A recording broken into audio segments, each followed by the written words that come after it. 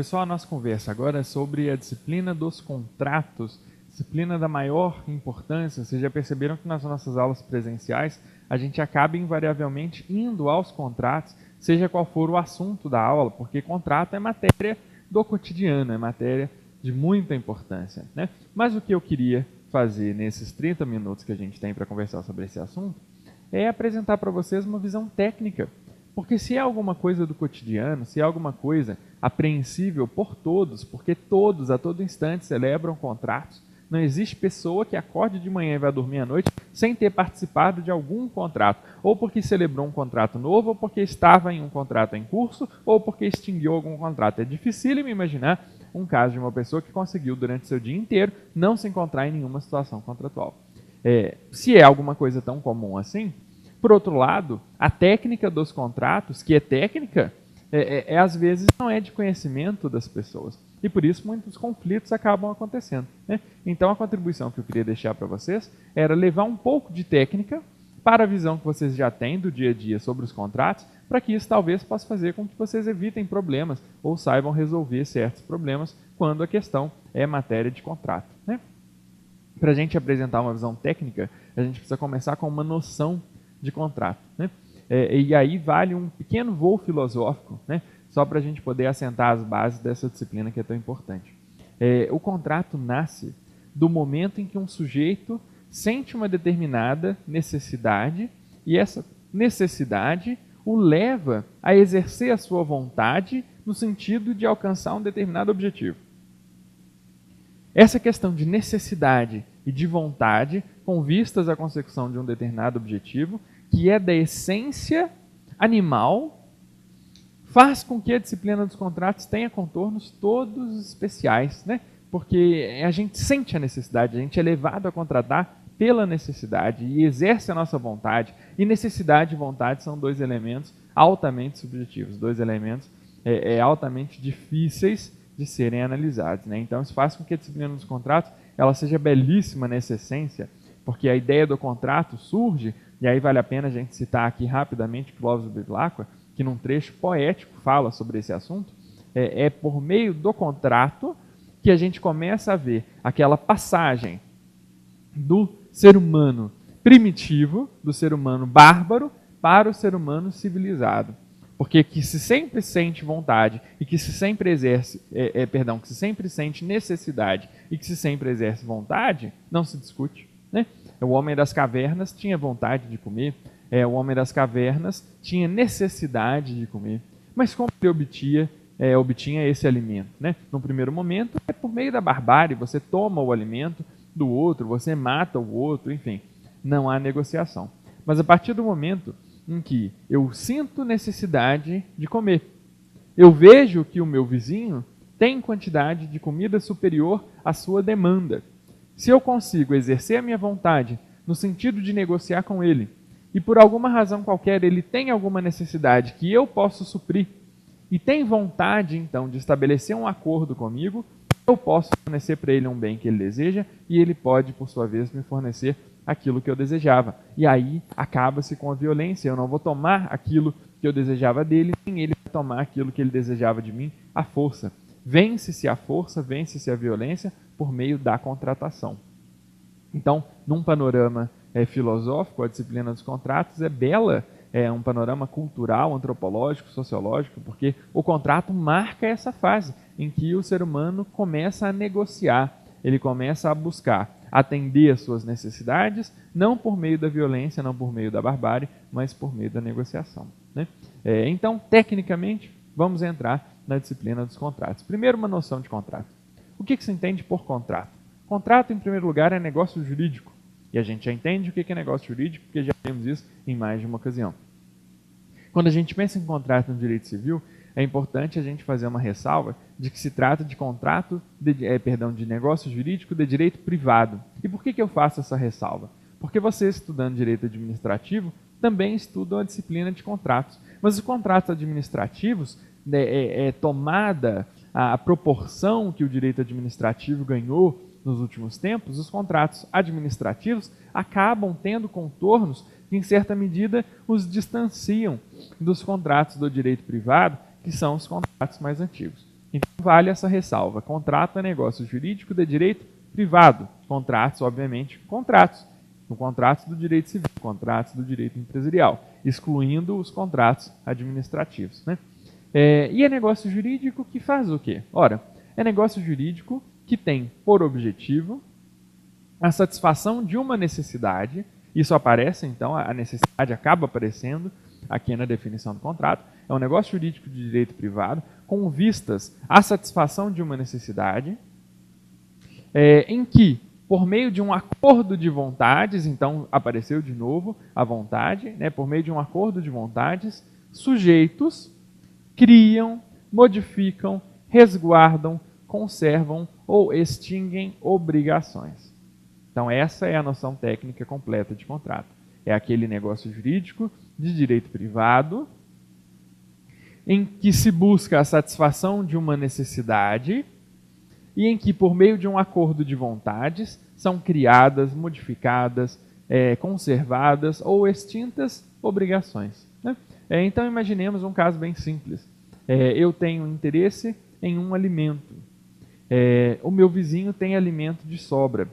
Ele, por sua vez, tem necessidade de água. E eu tenho água de sobra. Então, a gente busca satisfazer as nossas necessidades por meio de um acordo de vontades. Eu proponho a ele que me dê o alimento e, em troca, eu ofereço a água. Se esse é o acordo, nós então criamos obrigações por meio desse acordo para satisfazer as nossas necessidades. As obrigações que nós criamos foram duas. Uma para mim, a obrigação de entregar a água. Outra para ele, a obrigação de me entregar o alimento. E é claro que, em se tratando de obrigações, a gente sempre vai verificar que a toda obrigação corresponde um direito. Se eu tenho a obrigação de entregar a água por um lado, eu tenho, por outro, o direito de receber o alimento. Se o meu vizinho, por um lado, tem a obrigação de me entregar o alimento, por outro, ele tem o direito de receber a água. Então, o contrato de troca, que a gente acabou de analisar, é o contrato mais primitivo que existe, é o contrato por meio do qual se criam obrigações de entregar, obrigações de dar, né? Nós já vimos essa classificação em encontro anterior. Outros contratos, por sua vez, não têm a finalidade de criar obrigações. Às vezes eles têm a finalidade de extinguir obrigações. Por uma razão qualquer, entende-se que a manutenção daquele contrato não é interessante, nem para uma parte, nem para outra. Elas, então, celebram um novo contrato que tem agora por objetivo extinguir um contrato anterior em curso. Esse contrato tem o nome de distrato. É o contrato que tem por objetivo extinguir um contrato anterior em curso. E assim a gente vai ver que existem diversas, infinitas modalidades de contrato, cada uma com uma finalidade específica, mas sempre todas visando a satisfação de necessidades por meio de acordos de vontades que criam, modificam, conservam ou extinguem obrigações. Essa, então, é a noção técnica, né? Muito bem, tendo visto essa noção, a gente precisa discutir um pouco a questão da formação dos contratos. Como se formam os contratos? E a primeira ressalva que a gente tem que fazer acerca dessa matéria é com relação ao que a gente chama de manifestação positiva e inequívoca de vontade. Não existe celebração de contrato, não posso considerar que um contrato foi celebrado se eu não conseguir verificar inequivocamente que houve manifestação de vontade. A manifestação de vontade é imprescindível. E por que ela é imprescindível? Porque o contrato a gente já consegue enquadrar dentro da teoria do fato jurídico que a gente viu em encontro posterior e sabe que todo ato jurídico voluntário, todo negócio jurídico, ou seja, todo ato jurídico em sentido amplo, depende de manifestação de vontade.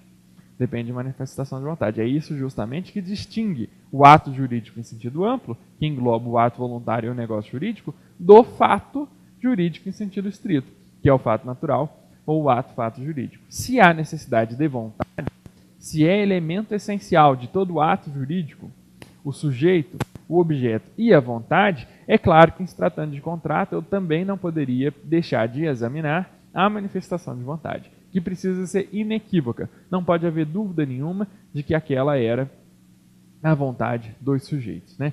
Vontade não se presume. Se eu não falei isso ainda, é bom que fale agora, para que vocês não errem esse tipo de análise e vontade jamais se presume. Eu não posso examinar uma determinada situação e dizer, aqui eu presumo que o sujeito teve vontade de doar, ou ali eu presumo que o sujeito teve vontade de comprar, ali o sujeito teve vontade de trocar. Nada disso é possível. A manifestação de vontade sempre tem que ser inequívoca, positiva e inequívoca. Muito bem. Tendo visto isso, vamos conversar agora sobre as 3 etapas que a doutrina identifica na formação dos contratos. Primeiramente, se identifica uma etapa que ganhou a denominação de tratativas ou de negociações preliminares. É o momento em que 2 sujeitos, levados pelo seu impulso, em razão da sua necessidade, começam a discutir um possível contrato. Ou seja, eu tenho interesse num determinado terreno e o proprietário daquele terreno precisa de dinheiro. Então eu me aproximo do proprietário do terreno e a gente começa a trocar alguma ideia, discutir algumas coisas.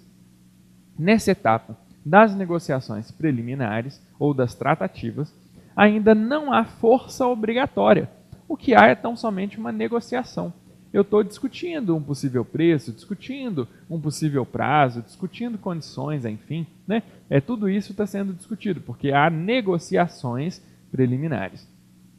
É uma etapa, então, é a primeira etapa da formação dos contratos, é uma etapa em que ainda não há obrigatoriedade. Pelo fato de eu ter procurado alguém, sondado esse alguém com relação a um determinado bem, buscado saber interesse de preço, de cláusulas gerais de um ajuste, isso não significa que eu esteja obrigado a contratar, nem também que ele esteja obrigado a contratar. Trata-se, então, das negociações preliminares ou tratativas. Num segundo momento, a gente analisa a chamada proposta. A proposta, um dos sujeitos que já negociou preliminarmente, faz uma proposta. Ou então, sem que haja negociações preliminares, alguém já de cara faz uma determinada proposta com relação a uma necessidade que tem. Então, se a gente pensa um exemplo bem simples, voltando ao terreno, eu tenho interesse no terreno, gostei do terreno, o vendedor, por sua vez, está precisando de dinheiro, ele tem interesse em vender, então a gente já começou a conversar, será que dá? Quanto tempo? Eu estou precisando, não sei, não gostei, gostei. São negociações preliminares. Mas vai chegar um determinado momento, eu falo para ele, eu te compro esse terreno por 100 mil, dinheiro na mão, à vista. Você topa? Essa é a fase da proposta. No momento em que eu faço a proposta, eu me obrigo, mas não ainda com relação ao contrato, porque a etapa da proposta ainda é uma etapa anterior à formação do contrato. Ela é uma fase que vai em direção à elaboração do contrato, mas ela ainda não garante a contratação. Mas ela obriga. Quem que ela obriga? Aquele que fez a proposta. Aquele que fez a proposta a gente chama em direito civil de proponente ou de policitante. Proponente ou policitante. É claro que proponente soa bem melhor nos ouvidos de vocês, porque tem a ver com proposta, é uma palavra mais moderna. Policitante, por sua vez, é a palavra que agrada aos civilistas, mas que certamente não é uma palavra de uso corrente no caso dos leigos, Mas, enfim, o policitante ou o proponente é aquele que fez a proposta. Eu digo para o proprietário do terreno, eu te compro o terreno, por 100 mil reais te dou o dinheiro na mão, à vista. Essa é a proposta. Eu me obrigo pelos termos da proposta.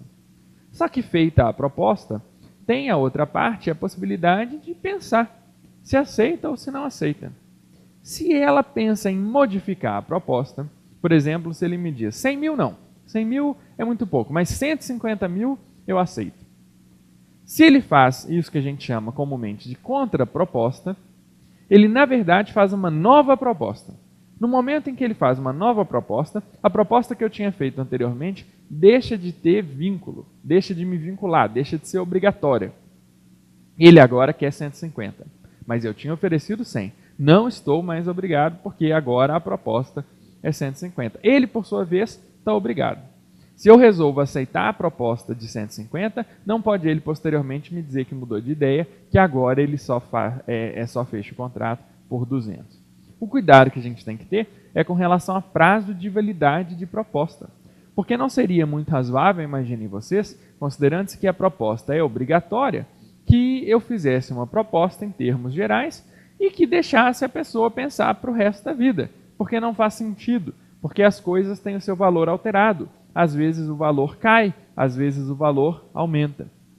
Então, muito comumente, a gente faz propostas indicando validade. Essa proposta é válida pelo prazo de 15 dias. Essa proposta é válida enquanto durarem os estoques. Essa proposta só é válida no momento da sua realização, o que acontece às vezes com muita frequência.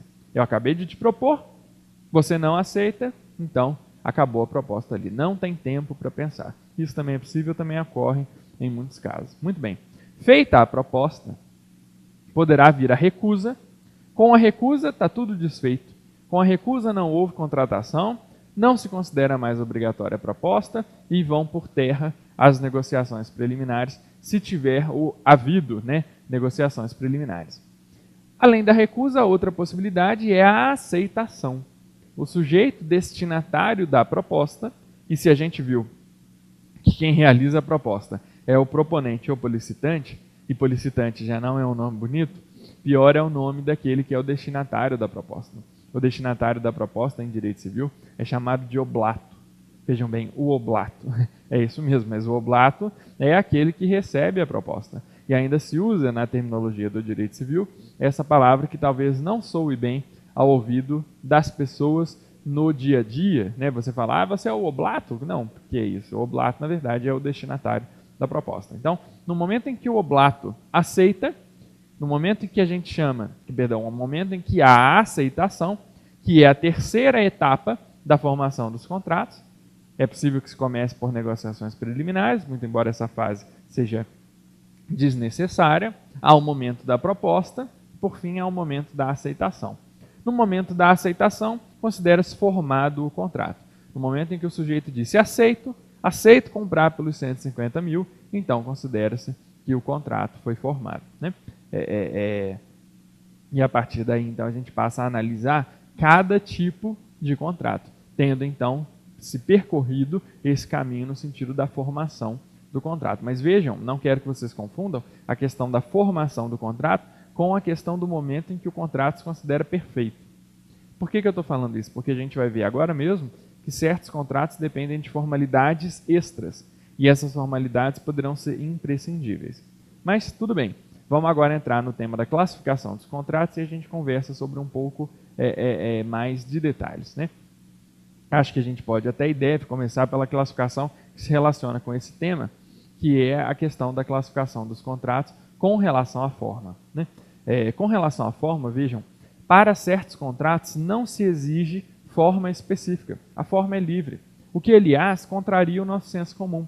Porque quantas vezes que um de vocês não viu, num caso concreto, uma discussão no sentido positivo, no sentido de debate, no sentido de negociações, e ao final dessa negociação chegou-se a um acordo com relação ao objeto do negócio, por exemplo, pensando-se em uma compra e venda, chegou-se ao acordo com relação àquilo que se vai vender e com relação ao preço, e ao final um dos sujeitos vira para o outro e fala assim, vai ter contrato?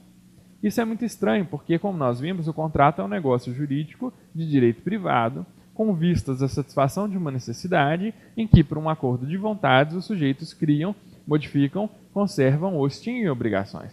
Então, se já houve acordo com relação ao objeto da compra e venda e com relação ao preço, já há contrato.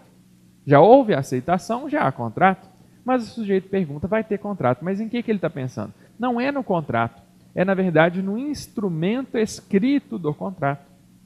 Um instrumento escrito do contrato que poderá não ser exigido, mas que certamente tem uma grande utilidade prática, que é a da facilitação da prova. Imagine depois que o contrato é descumprido e eu preciso ir a juízo para dizer, olha juiz, nós tínhamos um contrato, o contrato foi descumprido e agora eu quero saber o que eu posso fazer. Se você não tem a prova do contrato, você terá dificuldades em provar para o juiz que de fato o contrato foi celebrado. Você dependerá sobretudo de prova testemunhal. Mas se você tem o instrumento escrito do contrato, com todas as cláusulas do contrato ali descritas, então a sua prova fica muito mais fácil, basta juntar para o juiz a cópia do contrato. Então, quando se diz vai ter contrato, na verdade você está pensando se vai haver instrumento escrito do contrato, porque o contrato poderá não depender da forma escrita para se considerar perfeito. Então, esses são os chamados contratos consensuais. Aqueles que na clássica expressão em latim, a gente diz que se celebram solo consenso, só dependem do acordo de vontades. Havendo acordo de vontades, o contrato se considera celebrado e se considera perfeito. Mas, se a grande maioria dos contratos é consensual, outros há que dependem de solenidades específicas. Esses contratos que dependem de solenidades específicas são chamados de contratos solenes ou de contratos formais.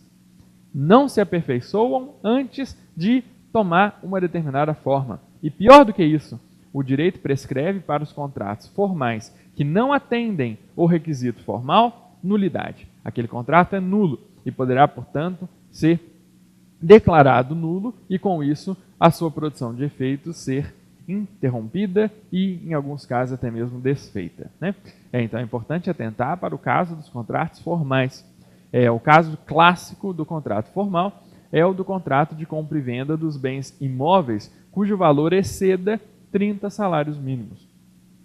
E esses contratos são formais, eles só se consideram celebrados e só se consideram válidos se tomarem a forma de escritura pública. Aquele famoso contrato, famigerado contrato de compra e venda particular, que eles costumam chamar de contrato particular de compra e venda, muito embora ele produza efeitos, e produz efeitos porque a gente já viu que o plano da eficácia não se confunde com o plano da validade no direito, mas esse contrato é nulo. E em determinados casos, se você tiver necessidade de ir ao Poder Judiciário, poderá ter as portas fechadas para você pelo fato de aquele contrato não ter atendido ao requisito de forma. O contrato só se considera válido se celebrado por meio de escritura pública, né? Esse é o caso típico dos contratos de compra e venda, cujo valor é superior a 30 salários mínimos vigentes no país, né? Outros contratos só se consideram perfeitos no momento em que a coisa é transferida de alguém para alguém. São bem raros esses contratos. Esses contratos são chamados de contratos reais. Só se consideram celebrados quando há a entrega da coisa. Um caso clássico, típico de contrato real, é o chamado contrato de comodato. Comodato é contrato por meio do qual alguém cede gratuitamente o uso de um bem infungível para alguém. Só se considera celebrado no momento em que o chamado comodatário recebe a coisa daquele que lhe a empresta e que é chamado de comodante. No momento em que o comodatário recebe a coisa do comodante, é que se considera perfeito, celebrado o contrato de comodato. Antes disso, ainda não há contrato de comodato. Isso tem repercussões? Tem repercussões. Imaginem vocês que eu acabo de dizer, olha, você gostaria, eu tenho aqui esse livro, você poderia usar esse livro durante um mês e eu não te cobraria nada por isso. Você tem interesse, mas eu ainda não te entreguei o livro. Se eu ainda não te entreguei o livro, o contrato ainda não se considera celebrado. Se o contrato ainda não foi celebrado, poderia eu mudar de ideia. E quando você então me procura para receber o livro, eu digo, não, mudei de ideia, agora eu vou precisar desse livro, ou vou emprestar o livro para alguém. Teria você direito a receber o livro? Não teria. Por que não teria? Porque o contrato ainda não se considerou celebrado, porque não houve a tradição. O direito, certamente, do comodatário, no caso do contrato de comodato, é o direito de usar gratuitamente a coisa. Mas esse direito só nasce no momento em que o contrato é celebrado. Se não houve ainda entrega da coisa, o contrato não se considera celebrado. Logo, não há ainda direito para o comodatário de usar gratuitamente a coisa. Mas vocês me dirão, ora, mas a proposta obriga o proponente, o policitante. E é verdade mesmo. Mas ainda assim, a lei não impõe ao sujeito que contrate. Ela diz, você deve contratar, você propôs. Se você propôs, você se obriga pelos termos da proposta. Mas ainda assim, o sujeito não pode ser impelido a contratar.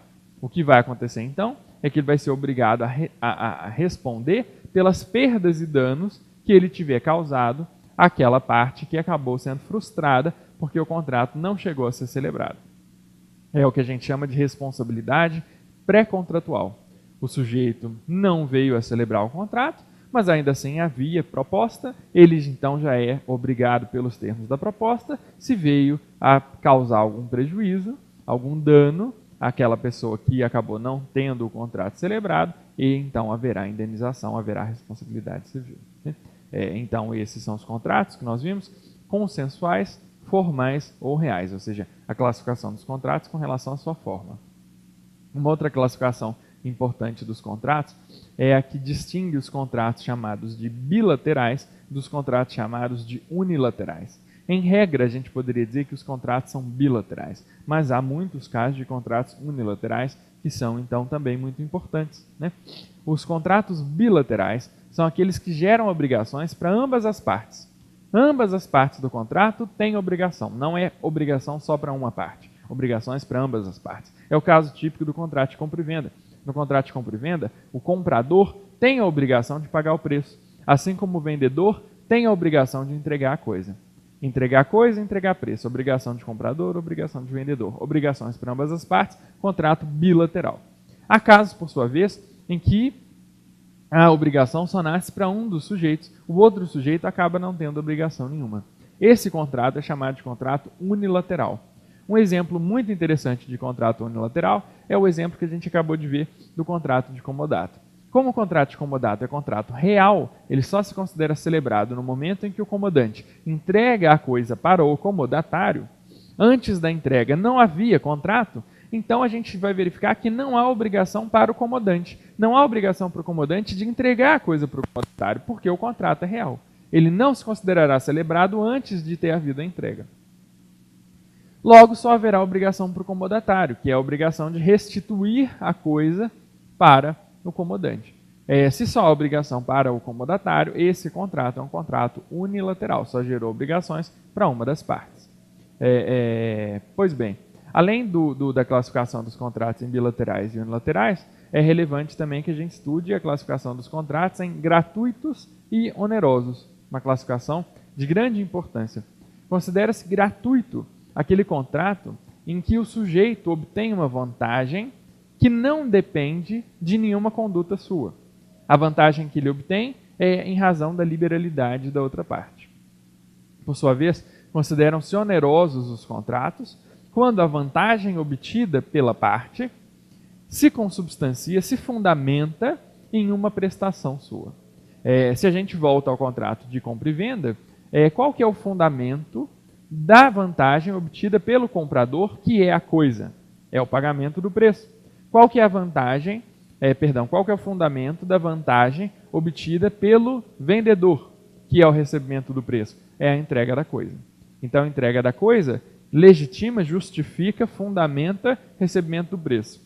E entrega do preço legitima, fundamenta, justifica o recebimento da coisa. O contrato de compra e venda, então, é contrato oneroso. Agora, outros contratos há em que a vantagem não dependeu de nenhuma conduta do sujeito. Voltamos ao contrato de comodato.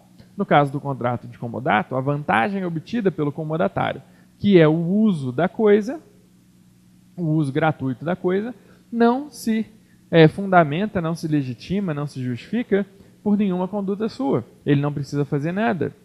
A vantagem que ele obtém se deve à liberalidade do comodante. Aí vocês me dirão, todo contrato bilateral é oneroso e todo contrato unilateral é gratuito? Não.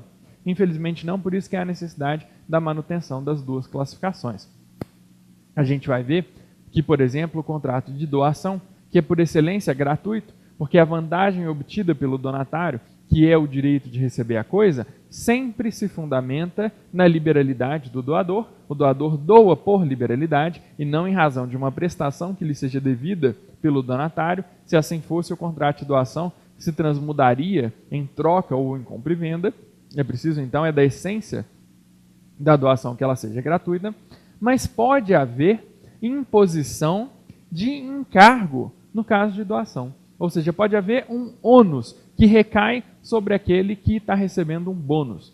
Eu dou para alguém um terreno e digo, dou para você esse terreno, mas você deve nesse terreno edificar uma escola. Ora, se você deve nesse terreno edificar uma escola, o contrato continua sendo gratuito, porque você não recebeu o terreno, porque edificará ali uma escola. Recebeu o terreno porque eu pratiquei um ato de liberalidade, mas você passou a ter uma obrigação.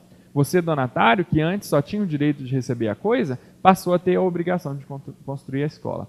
Logo, o contrato de doação com encargo é um contrato que se mantém gratuito, como toda doação, mas é uma doação bilateral, porque gerou obrigações não só para o doador de entregar a coisa, mas também para o donatário de cumprir o encargo. Pessoal, era isso que eu queria falar para vocês resumidamente sobre os contratos.